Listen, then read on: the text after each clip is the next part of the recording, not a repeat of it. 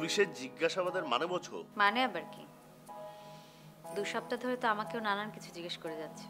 তোমার এখানে যেহেতু আসি, প্লিজ একটু বলে দিও আমাকে এই সমস্তর ভিতরে যেন না টানে। আমার যা কিছু আছে এখন থেকে সব তোমার। এসব মুভির ডায়লগ আমাকে শুনে কাজ নেই। আমার যা কিছু আছে আমি যদি সবকিছু তোমাকে দিয়ে যাই, আমি তো নেব না।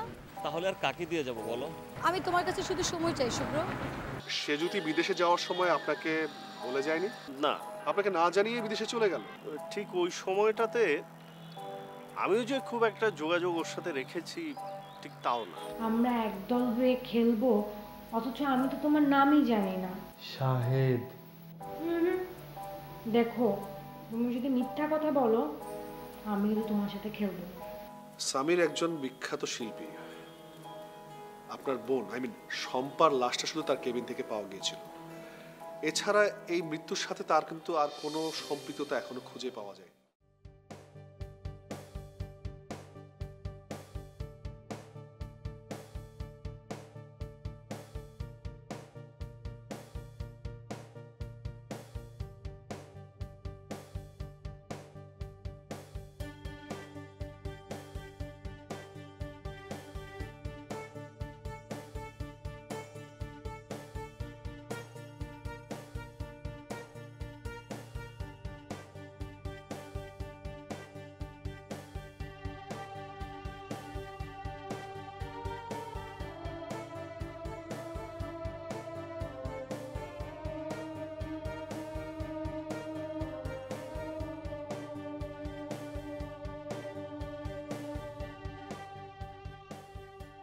আমরা জিতে যাচ্ছি।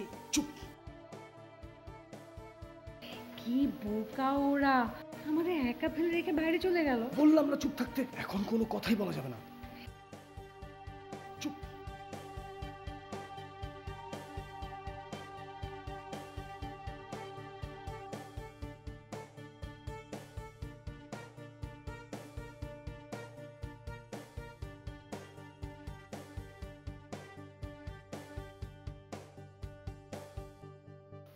আমার সাথে যখন সামিরের দেখা হয় তখন সে ঠিক স্বাভাবিক ছিল না। কিরকম? এদেশের মানুষ যে প্রাণচঞ্চল গানের সামিরকে চেনে, তখন সে সময় ঠিক বদলে গিয়ে হয়েছিল একজন হতাশাগ্রস্ত, গান থেকে অনেক দূরে অ্যালকোহলিক সামির। তখন আপনি আপনার সিদ্ধান্ত পরিবর্তন করেছেন। কিসের সিদ্ধান্ত?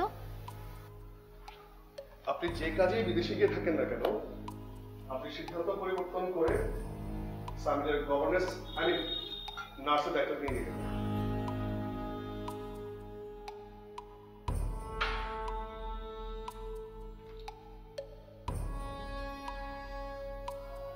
আচ্ছা, আমার বলার ধরনটা হয়তো ঠিক না। আমি যেটা বলতে চাচ্ছি সেটা হচ্ছে আপনি সামিরের সাথে থেকে গেলেন। সামিরের সাথে থাকাটা আমার দায়িত্বের অংশ ছিল। একজন হতাশাগ্রস্ত অ্যালকোহলিক মানুষকে তার জায়গায় ফিরিয়ে আনা কি আমার দায়িত্বের মধ্যে পড়ে না? তা কে দিল আপনাকে এই দায়িত্বটা?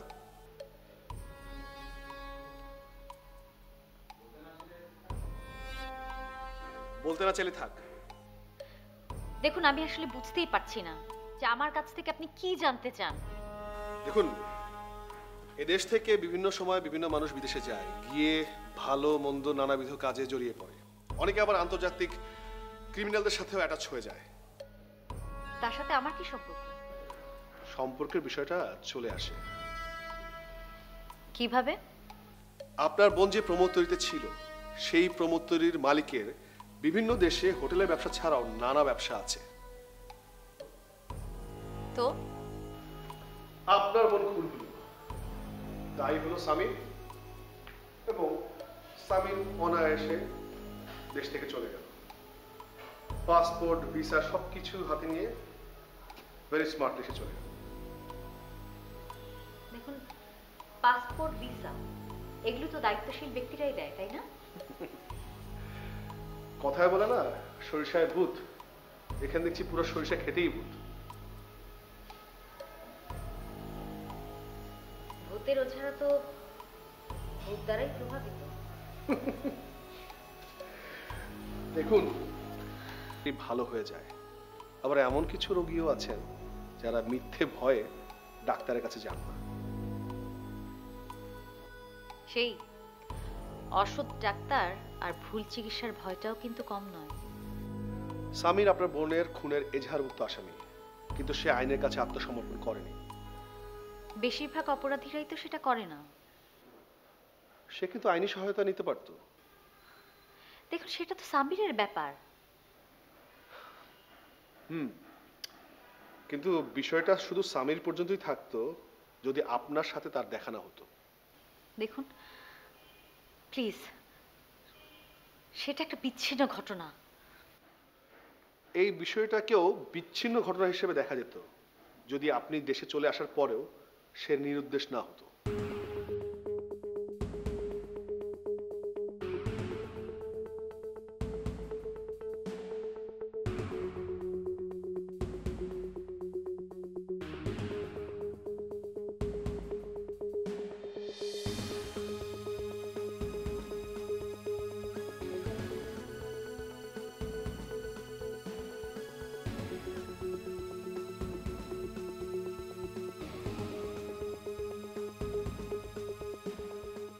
ইস, কেন তুমি চলে এলে?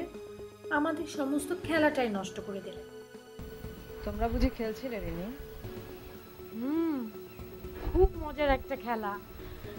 তোমরা আমাদেরকে বেঁধে রাখবে, আমরা ছুটে পালিয়ে যাবার চেষ্টা করব।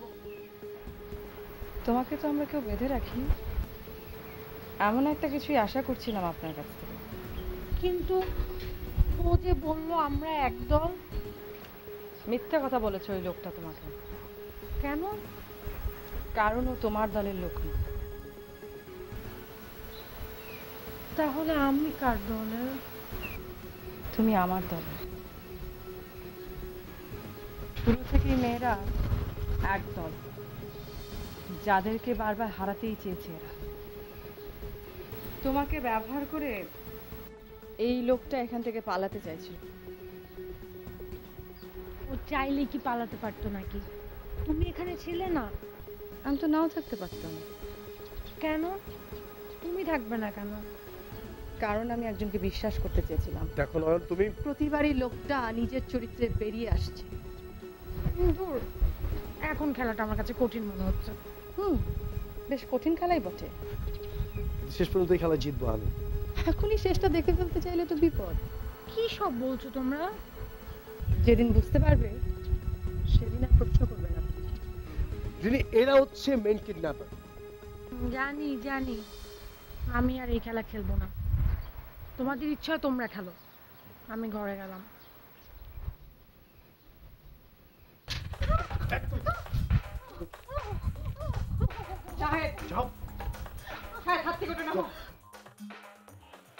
অপঘাতে মৃত্যু নয়, শম্পা খুন হয়েছিল।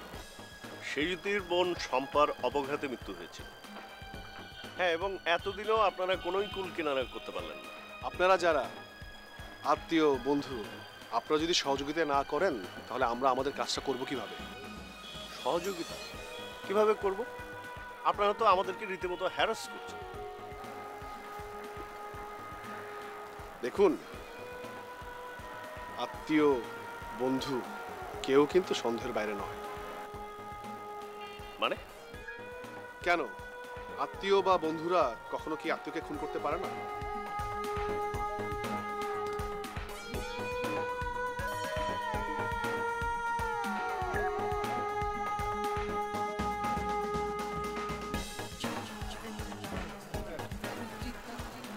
শম্পা মারা যাওয়ার ঠিক আগেও তার সাথে আপনার ফোনে কথা হয়েছিল।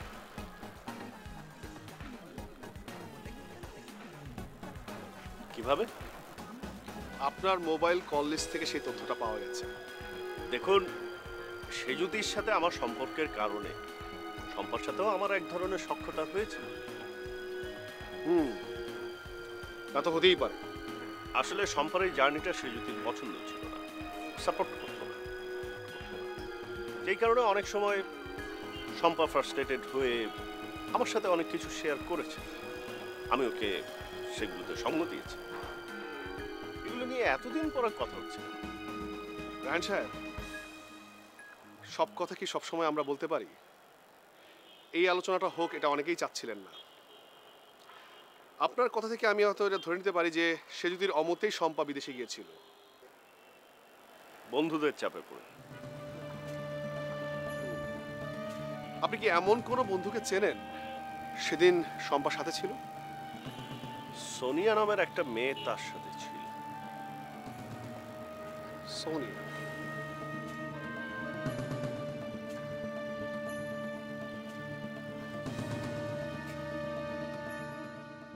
খবরদার আমার সাথে চালাকি করার চেষ্টা করবে না। কি আশ্চর্য, তুমি না একটু আগে বলেছিলে আমরা এক দলে ছিলাম। রিনির গায়ে যদি একটা আচরণ লাগে তাহলে কিন্তু হঠাৎ করে রিনির প্রতি তোমার এত দরদ চলে এসছে কেন নয়ন? নয়নতারা? তুমি ওকে নয়নতারা ডাকছো কেন? চুপ, একদম চুপ। আমি খেলা খেলবো না। আর একটু খেললেই চলবে, এরপর সবাই আমার ইশারায় খেলবে। বাড়াবাড়ি হয়ে যাচ্ছে কিন্তু। এর চাইতে বেশি বাড়াবাড়ি দেখতে না চাইলে তুমি আমার পথ ছেড়ে দাও। নিজেই নিজের বিপদ ডেকে আনছো তুমি। আমি আর কোনো কথা শুনতে চাইছি না নয়ন। আমাদের মধ্যে তুমি রিনিকে টানবে না। আমাদের মতো মানে?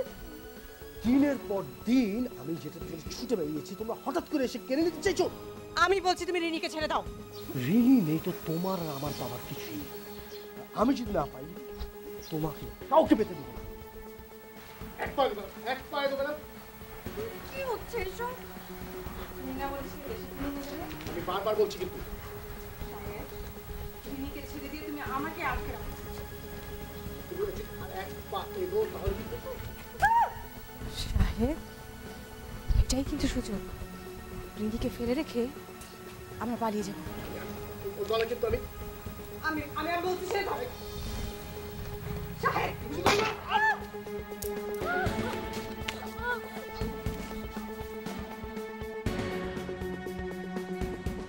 আপনি কি সোনিয়ার বাবা? জি। সোনিয়া বাসায় আছে? ও, আমি মিজান, পুলিশের লোক। সোনিয়ার সাথে একটু দেখা করতে। কি বিষয় বলুন তো? শম্পার খুনের বিষয়ে সোনিয়ার সাথে আমি কিছু কথা বলতে চাই। ও তো বাসায় নেই, তা তো খালার বাসায় গেছে। আচ্ছা ঠিক আছে, মানে আপনি এত টেনশন নেবেন না। না টেনশন করছি না, আসেন ভিতরে আসেন, চা খান। না না থাক, ভিতরে আসার আর চায়ের দরকার নেই। আমি না হলে পরে একদিন আসবো, পরে সে কথা বলবো। পরে মানে কেন? আমার মেয়ে তো এসব কোনো জড়িত নেই। আমরা তো ভাবছিলাম বিষয়টা শেষ হয়ে গেছে। বিষয়টা আসলে শেষ হয়ে গেছে। আমরা একটু খোঁজ খবর নিতে এসেছিলাম, আর বলা যায় এটাকে রুটিন ওয়ার্ক। ঠিক আছে, আপনি থাকুন, আমি পরে সময় যোগাযোগ করবো।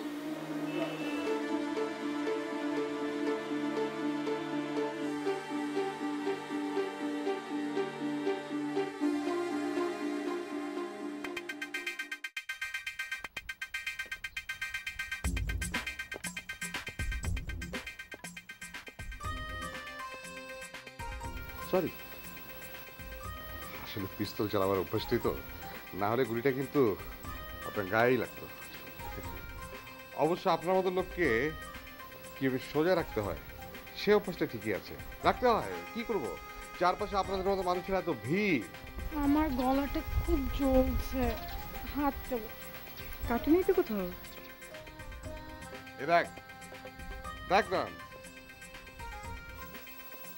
এই হচ্ছে তোর সাহেব, যাকে তুই কোথায় বসিয়েছিলি, যে কিনা নিজের স্বার্থে। সাহেব? তোরা কোন সাহেবের কথা বলছে? ঘরে চলো।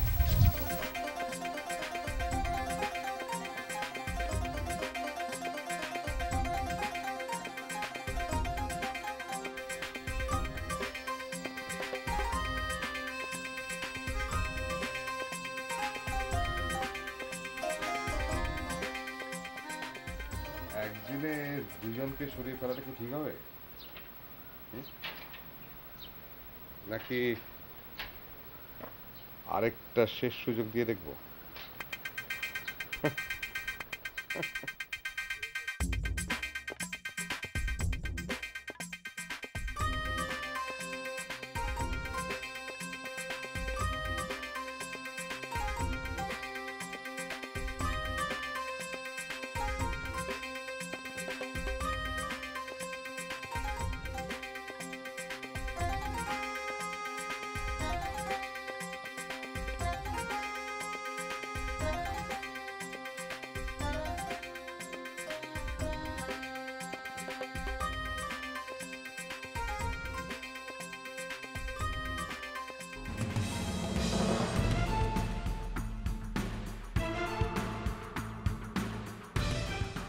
আমরা দুজন মিলে বলতে শুরু করি, যদি সম্ভব হয় ট্যাক্সি ড্রাইভার শুনে নিবে।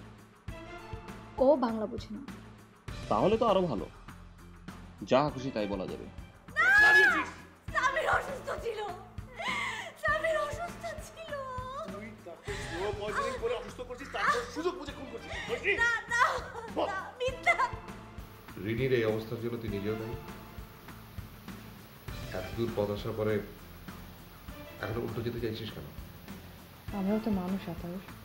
নিচু তলার মানুষ, যাদেরকে পরিচয় করে না দিলে মানুষ হিসেবে গণ্য হয় না।